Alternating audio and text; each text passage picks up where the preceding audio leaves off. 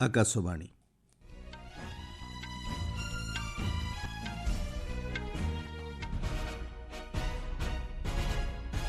ସମ୍ବାଦ ପଢ଼ୁଛନ୍ତି ସତ୍ୟବ୍ରତ ବେହୁରା। ସାମାଜିକ ଜାଗରଣଠାରୁ ସ୍ୱାଧୀନତା ସଂଗ୍ରାମ ପର୍ଯ୍ୟନ୍ତ ଦେଶକୁ ଏକତ୍ର ରଖିବା କ୍ଷେତ୍ରରେ ସାହିତ୍ୟିକମାନଙ୍କ ଭୂମିକା ଗୁରୁତ୍ୱପୂର୍ଣ୍ଣ, କହିଲେ ରାଷ୍ଟ୍ରପତି। ପ୍ରତିରକ୍ଷା ମନ୍ତ୍ରୀ କହିଛନ୍ତି, ଦେଶର ଆତଙ୍କବାଦ ବିରୋଧୀ ଲଢ଼େଇ ଏବେ ଜାତୀୟ ପ୍ରତିରକ୍ଷା ନୀତିର ଏକ ଅଂଶ ପାଲଟିଛି। 6.3% ଜିଡିପି ଅଭିବୃଦ୍ଧି ସହ ବିଶ୍ୱର ଦ୍ରୁତତମ ଅଭିବୃଦ୍ଧି ହାସଲ କରୁଥିବା ଅର୍ଥନୀତିରେ ପରିଣତ ହୋଇଛି ଭାରତ।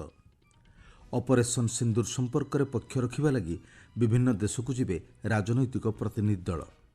ଏବଂ ଆଜିଠାରୁ ପୁଣି ଆରମ୍ଭ ହେବ IPL T20 କ୍ରିକେଟ୍ ସିରିଜ୍। ରାଷ୍ଟ୍ରପତି ଦ୍ରୌପଦୀ ମୁର୍ମୁ ନୂଆଦିଲ୍ଲୀର ବିଜ୍ଞାନ ଭବନରେ ଆୟୋଜିତ ସ୍ୱତନ୍ତ୍ର ଉତ୍ସବରେ ସଂସ୍କୃତ ବିଦ୍ୱାନ ଜଗଦ୍ଗୁରୁ ରାମଭଦ୍ରାଚାର୍ଯ୍ୟଙ୍କୁ 58ତମ ଜ୍ଞାନପୀଠ ପୁରସ୍କାର ପ୍ରଦାନ କରିଛନ୍ତି। 2023 ମସିହା ପାଇଁ ଜ୍ଞାନପୀଠ ପୁରସ୍କାର ନିମନ୍ତେ ଜଗଦ୍ଗୁରୁ ରାମଭଦ୍ରାଚାର୍ଯ୍ୟ ଏବଂ ବିଶିଷ୍ଟ ଉର୍ଦ୍ଦୁ କବି ତଥା ଗୀତିକାର ଗୁଲଜାରଙ୍କୁ ମନୋନୀତ କରାଯାଇଥିଲା। ସାହିତ୍ୟ କ୍ଷେତ୍ରରେ ଉଲ୍ଲେଖନୀୟ ଅବଦାନ ପାଇଁ ଏହି ପୁରସ୍କାର ପ୍ରଦାନ କରାଯାଇଛି। ଏହି ଅବସରରେ ରାଷ୍ଟ୍ରପତି ଉଭୟ ଜ୍ଞାନପୀଠ ବିଜେତାଙ୍କୁ ଅଭିନନ୍ଦନ ଜଣାଇଛନ୍ତି। ଗୁଲଜାର ଅସୁସ୍ଥ ଥିବାରୁ ପୁରସ୍କାର ପ୍ରଦାନ ସମାରୋହରେ ଯୋଗ ଦେଇପାରିନଥିଲେ। ଏହି ଅବସରରେ ରାଷ୍ଟ୍ରପତି ଦ୍ରୌପଦୀ ମୁର୍ମୁ କହିଛନ୍ତି, ସାହିତ୍ୟ ସମାଜକୁ ଏକତ୍ର କରିବା ସହ ଜାଗ୍ରତ କରିଥାଏ। ଊନବିଂଶ ଶତାବ୍ଦୀର ସାମାଜିକ ଜାଗରଣଠାରୁ ଆରମ୍ଭ କରି ବିଂଶ ଶତାବ୍ଦୀର ଦେଶର ସ୍ୱାଧୀନତା ସଂଗ୍ରାମ ପର୍ଯ୍ୟନ୍ତ କବି ଏବଂ ଲେଖକମାନେ ଲୋକମାନଙ୍କୁ ଏକତ୍ର ରଖିବା କ୍ଷେତ୍ରରେ ଗୁରୁତ୍ୱପୂର୍ଣ୍ଣ ଭୂମିକା ଗ୍ରହଣ କରିଥିଲେ ବୋଲି ରାଷ୍ଟ୍ରପତି କହିଛନ୍ତି। ସେ କହିଛନ୍ତି, ବଙ୍କିମଚନ୍ଦ୍ର ଚଟ୍ଟୋପାଧ୍ୟାୟଙ୍କ ଦ୍ୱାରା ରଚିତ ଗୀତ ବନ୍ଦେ ମାତରମ୍ ପ୍ରାୟ 150 ବର୍ଷ ଧରି ଭାରତମାତାର ସନ୍ତାନମାନଙ୍କୁ ଜାଗ୍ରତ କରିଆସିଛି ଏବଂ କରୁଥିବ। ଜଗଦ୍ଗୁରୁ ରାମଭଦ୍ରାଚାର୍ଯ୍ୟଙ୍କ ସମ୍ପର୍କରେ ରାଷ୍ଟ୍ରପତି କହିଛନ୍ତି, ସେ ଉତ୍କର୍ଷର ଏକ ପ୍ରେରଣାଦାୟୀ ଉଦାହରଣ ସୃଷ୍ଟି କରିଛନ୍ତି। ତାଙ୍କ ଗୌରବମୟ ଜୀବନରୁ ପ୍ରେରଣା ନେଇ ଭବିଷ୍ୟତ ପିଢ଼ି ସାହିତ୍ୟ ସୃଷ୍ଟି, ସମାଜ ଗଠନ ଏବଂ ରାଷ୍ଟ୍ର ଗଠନରେ ଉଚିତ ମାର୍ଗରେ ଆଗକୁ ବଢ଼ିବ ବୋଲି ଶ୍ରୀମତୀ ମୁର୍ମୁ କହିଛନ୍ତି। भारतीय ज्ञानपीठ इन दो शब्दों में भारत भूमि में विकसित ज्ञान तथा सृजन की परंपराओं की मूलभूत एकता व्यक्त होती है। ये एकता पूरी भारत में व्याप्त भावनात्मक, सांस्कृतिक और साहित्यिक एकता की अभिव्यक्ति है। भारत की सभी भाषाओं के साहित्य में भारत की मिट्टी की महक होती है। ଭାରତର ଆତଙ୍କବାଦ ବିରୋଧୀ ଲଢ଼େଇ କେବଳ ସୁରକ୍ଷା ସହିତ ଜଡ଼ିତ ନୁହେଁ, ଏବେ ଏହା ଜାତୀୟ ପ୍ରତିରକ୍ଷା ନୀତିର ଏକ ଅଂଶ ପାଲଟିଛି। ଗତକାଲି ଗୁଜରାଟର ଭୁଜ ବାୟୁସେନା କେନ୍ଦ୍ରରେ ସମ୍ବୋଧିତ କରି ପ୍ରତିରକ୍ଷା ମନ୍ତ୍ରୀ ରାଜନାଥ ସିଂ କହିଛନ୍ତି, ଭାରତ ସମସ୍ତ ପ୍ରକାର ଆତଙ୍କବାଦର ମୂଳୋତ୍ପାଟନ କରିବା ଲାଗି ଦୃଢ଼ ସଂକଳ୍ପ ଗ୍ରହଣ କରିଛି। ସେ କହିଛନ୍ତି, ବର୍ତ୍ତମାନର ଅସ୍ତ୍ରବିରତିର ଅର୍ଥ ହେଉଛି ଭାରତ ପାକିସ୍ତାନର ଆଚରଣ ଉପରେ ଆଧାର କରି ଏହାକୁ ପରୀକ୍ଷାମୂଳକ ଭାବେ ଗ୍ରହଣ କରିଛି। ଅପରେସନ୍ ସିନ୍ଦୁର ଏପର୍ଯ୍ୟନ୍ତ ଶେଷ ହୋଇନାହିଁ ବୋଲି ଶ୍ରୀ ସିଂ କହିଛନ୍ତି। साथियों, ऑपरेशन सिंदूर ने यह स्पष्ट संदेश दे दिया है कि हमने शांति के लिए जितना अपना दिल खोल कर रखा है, शांति को नष्ट करने वालों के विरुद्ध उतना ही अपना आंख भी खोल कर रखा है। एक और बात मैं यहाँ साथ कहना चाहूंगा कि ऑपरेशन सिंदूर अभी खत्म नहीं हुआ है। जो कुछ भी हुआ है वह सिर्फ एक ट्रेलर मात्र था। अब जब भी सही समय आएगा तो हम पूरी पिक्चर भी दुनिया को दिखाएंगे। ଆତଙ୍କବାଦ ବିରୋଧରେ ଅପରେସନ୍ ସିନ୍ଦୁରର ସଫଳତା ପରେ ସାରା ଦେଶ ଭାରତୀୟ ସେନାର ବୀରତ୍ୱ ଏବଂ ସାହସ ପ୍ରତି ସମ୍ମାନ ପ୍ରଦର୍ଶନ କରୁଛି। ସଶସ୍ତ୍ର ବାହିନୀ ପ୍ରତି ସମ୍ମାନ ସ୍ୱରୂପ ଆକାଶବାଣୀ ସମାଚାର ବିଭାଗ ପକ୍ଷରୁ ଏକ ବିଶେଷ ଫିଚର ଉପସ୍ଥାପନା କରାଯାଉଛି। ଏହି କ୍ରମରେ ଆଜି ପରମବୀର ଚକ୍ର ବିଜେତା ରାଇଫଲମ୍ୟାନ୍ ସଞ୍ଜୟ କୁମାରଙ୍କ ସମ୍ପର୍କରେ ଆସନ୍ତୁ ଜାଣିବା। ସେ କାର୍ଗିଲ ଯୁଦ୍ଧ ସମୟରେ ଦେଶ ପାଇଁ ସର୍ବୋଚ୍ଚ ବଳିଦାନ ଦେଇଥିଲେ। ହିମାଚଳ ପ୍ରଦେଶର ବିଳାସପୁର ଜିଲ୍ଲାର ବାସିନ୍ଦା ରାଇଫଲମ୍ୟାନ୍ ସଞ୍ଜୟ କୁମାର 1996 ମସିହାରେ ଜାମ୍ମୁ ଏବଂ କାଶ୍ମୀର ରାଇଫଲ୍ସର 13ଶ ବାଟାଲିୟନରେ ଯୋଗ ଦେଇଥିଲେ। 1999 ମସିହା ଜୁଲାଇ 4 ତାରିଖରେ କାର୍ଗିଲ ଯୁଦ୍ଧ ସମୟରେ ରାଇଫଲମ୍ୟାନ୍ ସଞ୍ଜୟ କୁମାର ମୁସ୍କୋହ ଉପତ୍ୟକାର .4857ର ଏରିଆ ଫ୍ଲାଟ୍ ଟପ୍କୁ ଅକ୍ତିଆର କରିବା ପାଇଁ ଏକ ଦଳ ସହ ଆଗକୁ ବଢ଼ିଥିଲେ। ଆକ୍ରମଣ ସମୟରେ ଶତ୍ରୁପକ୍ଷର ସ୍ୱୟଂଚାଳିତ ଅସ୍ତ୍ର ଯେଉଁ ସମୟରେ କୁମାରଙ୍କ ୟୁନିଟ୍କୁ ପ୍ରତିରୋଧ କରୁଥିଲା, ସେତେବେଳେ ରାଇଫଲମ୍ୟାନ୍ ସଞ୍ଜୟ କୁମାର ପରିସ୍ଥିତିର ଗମ୍ଭୀରତାକୁ ହୃଦୟଙ୍ଗମ କରି ଏବଂ ନିଜ ସୁରକ୍ଷାକୁ ଖାତିର ନ କରି ଶତ୍ରୁପକ୍ଷ ଉପରକୁ ଆକ୍ରମଣ କରିଥିଲେ। ଏଥିରେ ସେ 3 ଜଣ ଅନୁପ୍ରବେଶକାରୀଙ୍କୁ ନିପାତ କରିଥିଲେ ଓ ନିଜେ ଗୁରୁତର ଆହତ ହୋଇଥିଲେ। ଆହତ ହେବା ସତ୍ତ୍ୱେ କୁମାର ଆକ୍ରମଣ ଜାରି ରଖିଥିଲେ। ଫଳରେ ଶତ୍ରୁପକ୍ଷ ନିଜର ମେସିନ୍ ଗନ୍ ଛାଡ଼ି ପଳାୟନ କରିଥିଲେ। ପରେ ରାଇଫଲମ୍ୟାନ୍ ସଞ୍ଜୟ କୁମାର ସେହି ମେସିନ୍ ଗନ୍ ଦ୍ୱାରା ଶତ୍ରୁପକ୍ଷ ଉପରେ ଆକ୍ରମଣ କରି ପଳାୟନ କରୁଥିବା ସୈନିକମାନଙ୍କୁ ନିପାତ କରିଥିଲେ। ତାଙ୍କର ପ୍ରବଳ ରକ୍ତସ୍ରାବ ହେଉଥିବା ସତ୍ତ୍ୱେ ସେ ହସ୍ପିଟାଲ ଯିବାକୁ ମନା କରିଥିଲେ। ତାଙ୍କର ଏଭଳି ସାହସିକ କାର୍ଯ୍ୟ ସାଥୀ ସୈନିକମାନଙ୍କୁ ସାହସ ଯୋଗାଇଥିଲା। ଫଳରେ ସେମାନେ ଶତ୍ରୁ ହାତରୁ ଫ୍ଲାଟ୍ ଟପ୍ ଅକ୍ତିଆର କରିଥିଲେ। ଦେଶ ରାଇଫଲମ୍ୟାନ୍ ସଞ୍ଜୟ କୁମାରଙ୍କୁ ସମ୍ମାନ ଜଣାଉଛି। 2022 ଫେବୃଆରୀରେ ସେ ସୁବେଦାର ମେଜର ପଦବୀକୁ ଉନ୍ନୀତ ହୋଇଥିଲେ ଏବଂ ଏବେ ପୁଣେର ରାଷ୍ଟ୍ରୀୟ ପ୍ରତିରକ୍ଷା ଏକାଡେମୀରେ କାର୍ଯ୍ୟରତ ଅଛନ୍ତି।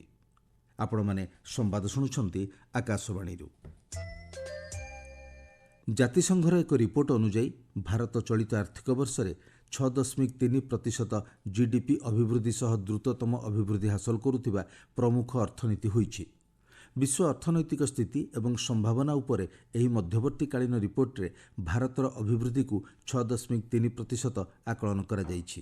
ଏହି ଅଭିବୃଦ୍ଧି ଆସନ୍ତା 2026 ବର୍ଷରେ ମଧ୍ୟ ଜାରି ରହିବ ଏବଂ ଅଭିବୃଦ୍ଧି ହାର 6.4% ହେବା ନେଇ ଆକଳନ କରାଯାଇଛି।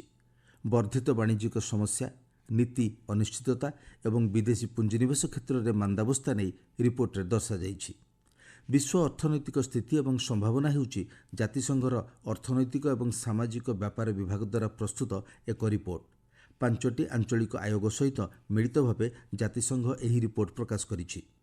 ରିପୋର୍ଟରେ ବିଶ୍ୱ ଅର୍ଥନୀତିର ସାମ୍ପ୍ରତିକ ସ୍ଥିତି ଏବଂ ଦୃଷ୍ଟିକୋଣ ଉପରେ ବିସ୍ତୃତ ତଥ୍ୟ ପ୍ରଦାନ କରାଯାଇଛି। ଏଥିରେ ଭାରତର ପୁଞ୍ଜି ବଜାର ଅର୍ଥନୈତିକ ଅଭିବୃଦ୍ଧିକୁ ଆଗେଇ ନେବାରେ ପ୍ରମୁଖ ଭୂମିକା ଗ୍ରହଣ କରିଛି ବୋଲି କୁହାଯାଇଛି। ପାକିସ୍ତାନ ପ୍ରାୟୋଜିତ ସନ୍ତାସବାଦ ବିରୁଦ୍ଧରେ କାର୍ଯ୍ୟକାରୀ କରାଯାଇଥିବା ଅପରେସନ୍ ସିନ୍ଦୁର ସମ୍ପର୍କରେ ସମଗ୍ର ବିଶ୍ୱ ନିକଟରେ ଭାରତର ପକ୍ଷ ରଖିବା ଲାଗି ବିଭିନ୍ନ ଦେଶକୁ ରାଜନୈତିକ ପ୍ରତିନିଧି ଦଳ ପଠାଇବା ନିମନ୍ତେ କେନ୍ଦ୍ର ସରକାର ଯୋଜନା କରିଛନ୍ତି।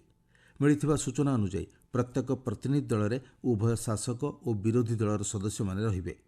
କଂଗ୍ରେସର ବରିଷ୍ଠ ନେତା ଜୟରାମ ରମେଶ ନୂଆଦିଲ୍ଲୀଠାରେ ସାମ୍ବାଦିକମାନଙ୍କୁ କହିଛନ୍ତି, ଏଭଳି କୂଟନୈତିକ ପଦକ୍ଷେପ ସମ୍ପର୍କରେ ସଂସଦୀୟ ବ୍ୟାପାର ମନ୍ତ୍ରୀ କିରଣ ରିଜିଜୁ କଂଗ୍ରେସ ଅଧ୍ୟକ୍ଷ ମଲ୍ଲିକାର୍ଜୁନ ଖଡ଼ଗେଙ୍କ ସହ ଆଲୋଚନା କରିଛନ୍ତି। ଆସନ୍ତା ସପ୍ତାହରୁ ଆରମ୍ଭ ହେବାକୁ ଥିବା ଏହି ଅଭିଯାନ ମାଧ୍ୟମରେ ପାକିସ୍ତାନରୁ ସନ୍ତାସବାଦକୁ ବିଲୋପ କରିବା ଦିଗରେ ଭାରତର ପଦକ୍ଷେପ ସମ୍ପର୍କରେ ବିଶ୍ୱ ନେତୃବୃନ୍ଦଙ୍କୁ ଅବଗତ କରାଯିବ। ସ୍ୱରାଷ୍ଟ୍ରମନ୍ତ୍ରୀ ଅମିତ ଶାହା ଆଜି ଗୁଜରାଟର ଗାନ୍ଧୀନଗରଠାରେ 708 କୋଟି ଟଙ୍କାର ବିଭିନ୍ନ ଉନ୍ନୟନମୂଳକ ପ୍ରକଳ୍ପର ଉଦ୍ଘାଟନ ଓ ଶିଳାନ୍ୟାସ କରିବେ। ଏହି ପ୍ରକଳ୍ପଗୁଡ଼ିକ ମଧ୍ୟରେ ଗାନ୍ଧୀନଗର ମ୍ୟୁନିସିପାଲ କର୍ପୋରେସନ, ସହରାଞ୍ଚଳ ଉନ୍ନୟନ ପ୍ରାଧିକରଣ ଏବଂ ଜିଲ୍ଲା ପ୍ରଶାସନର ପ୍ରକଳ୍ପ ରହିଛି। ଆସନ୍ତାକାଲି ଶ୍ରୀ ଶାହା ଅହମ୍ମଦାବାଦ ଏବଂ ମହେସାନାଠାରେ ଅନେକଗୁଡ଼ିଏ କାର୍ଯ୍ୟକ୍ରମରେ ଯୋଗ ଦେବେ। IPL କ୍ରିକେଟର ପରବର୍ତ୍ତୀ ମ୍ୟାଚ୍ଗୁଡ଼ିକ ଆଜିଠାରୁ ଆରମ୍ଭ ହେବ। ଭାରତୀୟ କ୍ରିକେଟ କଣ୍ଟ୍ରୋଲ ବୋର୍ଡ BCCI ପକ୍ଷରୁ ଦିଆଯାଇଥିବା ସୂଚନା ଅନୁଯାୟୀ IPLର ଏହି ସଂସ୍କରଣ ଫାଇନାଲ ମ୍ୟାଚ୍ ଜୁନ୍ 3 ତାରିଖରେ ଅନୁଷ୍ଠିତ ହେବ। ଭାରତ ପାକିସ୍ତାନ ଉତ୍ତେଜନା ପରିପ୍ରେକ୍ଷୀରେ ଚଳିତ ବର୍ଷର IPL କ୍ରିକେଟ ପ୍ରତିଯୋଗିତା ଗତ 9 ତାରିଖରୁ ଏକ ସପ୍ତାହ ପାଇଁ ସ୍ଥଗିତ ରଖାଯାଇଥିଲା। ବାକି ମ୍ୟାଚ୍ଗୁଡ଼ିକ ମଧ୍ୟରୁ କେତେକର ସ୍ଥାନ ଓ ସମୟରେ ପରିବର୍ତ୍ତନ କରାଯାଇଛି। ଆଜି ବେଙ୍ଗାଲୁରୁର M ଚିନ୍ନାସ୍ୱାମୀ ଷ୍ଟାଡିୟମରେ ରୟାଲ ଚ୍ୟାଲେଞ୍ଜର୍ସ ବେଙ୍ଗାଲୁରୁ ଓ କୋଲକାତା ନାଇଟ୍ ରାଇଡର୍ସ ମଧ୍ୟରେ ପ୍ରଥମ ମ୍ୟାଚ୍ ଖେଳାଯିବ। ମୋହାଲି ଏବଂ ଧର୍ମଶାଳାରେ ଏହି ସଂସ୍କରଣର ଆଉ କୌଣସି ମ୍ୟାଚ୍ ଅନୁଷ୍ଠିତ ହେବ ନାହିଁ। କେବଳ ଜୟପୁର, ବେଙ୍ଗାଲୁରୁ, ଦିଲ୍ଲୀ, ମୁମ୍ବାଇ, ଲକ୍ଷ୍ନୌ ଏବଂ ଅହମ୍ମଦାବାଦରେ ଟୁର୍ଣ୍ଣାମେଣ୍ଟର ପରବର୍ତ୍ତୀ ମ୍ୟାଚ୍ଗୁଡ଼ିକ ଖେଳାଯିବ ବୋଲି BCCI ସ୍ପଷ୍ଟ କରିଛି। ପଞ୍ଜାବ କିଙ୍ଗସ୍ ଏବଂ ମୁମ୍ବାଇ ଇଣ୍ଡିଆନ୍ସ ମଧ୍ୟରେ ଅହମ୍ମଦାବାଦରେ ଖେଳାଯିବାକୁ ଥିବା ପରବର୍ତ୍ତୀ ମ୍ୟାଚ୍ ଆସନ୍ତା 26 ତାରିଖରେ ଜୟପୁରର SMS ଷ୍ଟାଡିୟମଠାରେ ଖେଳାଯିବ। 29 ତାରିଖଠାରୁ ପ୍ଲେ ଅଫ୍ ମ୍ୟାଚ୍ଗୁଡ଼ିକ ଆରମ୍ଭ ହେବ। ଭାରତୀୟ କ୍ରିକେଟ କଣ୍ଟ୍ରୋଲ ବୋର୍ଡ BCCI ଆଗାମୀ ଇଂଲଣ୍ଡ ଗସ୍ତ ପାଇଁ ଇଣ୍ଡିଆ A ଟିମ୍ ଘୋଷଣା କରିଛି। ଚଳିତ ମାସ 30 ତାରିଖରୁ ଏହି ଟିମ୍ ଇଂଲଣ୍ଡରେ ମ୍ୟାଚ୍ ଖେଳିବ। ଖେଳାଳି ଚୟନ କମିଟି ଇଣ୍ଡିଆ A ଟିମ୍ର ଅଧିନାୟକ ଭାବେ ଅଭିମନ୍ୟୁ ଈଶ୍ୱରନଙ୍କୁ ଏବଂ ଧ୍ରୁବ କୁରେଲଙ୍କୁ ଉପ ଅଧିନାୟକ ଭାବେ ମନୋନୀତ କରିଛି। ଦଳରେ କରୁଣ ନାୟାର ସ୍ଥାନ ପାଇଛନ୍ତି। ଏହା ବ୍ୟତୀତ ଶୁଭମନ ଗିଲ୍ ଏବଂ ସାଇ ସୁଦର୍ଶନ ଦ୍ୱିତୀୟ ମ୍ୟାଚ୍ ପୂର୍ବରୁ ଦଳରେ ଯୋଗ ଦେବେ। ଭାରତୀୟ ଦଳ 2ଟି ପ୍ରଥମ ଶ୍ରେଣୀ ମ୍ୟାଚ୍ କ୍ୟାଣ୍ଟରବରି ଏବଂ ନର୍ଥ ଆମ୍ପଟନରେ ଖେଳିବେ। ମୁଖ୍ୟ ସମ୍ବାଦ ପୁଣିଥରେ। ସାମାଜିକ ଜାଗରଣଠାରୁ ସ୍ୱାଧୀନତା ସଂଗ୍ରାମ ପର୍ଯ୍ୟନ୍ତ ଦେଶକୁ ଏକତ୍ର ରଖିବା କ୍ଷେତ୍ରରେ ସାହିତ୍ୟିକମାନଙ୍କ ଭୂମିକା ଗୁରୁତ୍ୱପୂର୍ଣ୍ଣ, କହିଲେ ରାଷ୍ଟ୍ରପତି। ପ୍ରତିରକ୍ଷା ମନ୍ତ୍ରୀ କହିଛନ୍ତି, ଦେଶର ଆତଙ୍କବାଦ ବିରୋଧୀ ଲଢ଼େଇ ଏବେ ଜାତୀୟ ପ୍ରତିରକ୍ଷା ନୀତିର ଏକ ଅଂଶ ପାଲଟିଛି। 6.3% GDP ଅଭିବୃଦ୍ଧି ସହ ବିଶ୍ୱର ଦ୍ରୁତତମ ଅଭିବୃଦ୍ଧି ହାସଲ କରୁଥିବା ଅର୍ଥନୀତିରେ ପରିଣତ ହୋଇଛି ଭାରତ।